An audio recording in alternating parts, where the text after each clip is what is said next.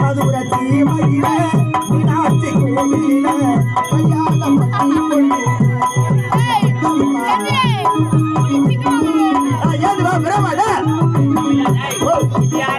என் பாப்பா